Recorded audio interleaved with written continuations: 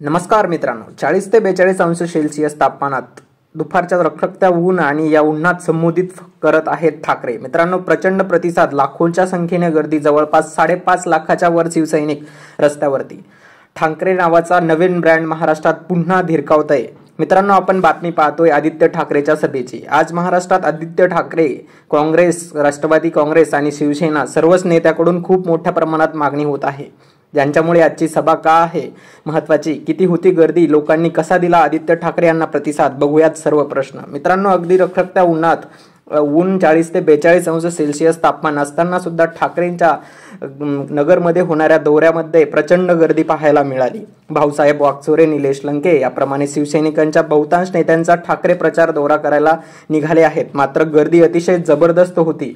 या गर्दीने भाजपच्या केंद्रीय नेत्यांनी देखील डोळे विस्तारले असेल अशी गर्दी आदित्य ठाकरेंच्या सभेला महाराष्ट्रभर दुपारी होताना दिसत आहे. त्याचमुळे आदित्य ठाकरे नव्हे तर शिवसेना महाविकास आघाडी महाराष्ट्रातून नवीन जलवा, नवीनच रेकॉर्ड करण्याच्या स्थितीमध्ये आहे. त्यामुळे महाराष्ट्रात 30+ जागा महाविकास आघाडीला जाणार का असे चित्र दिसत आहे.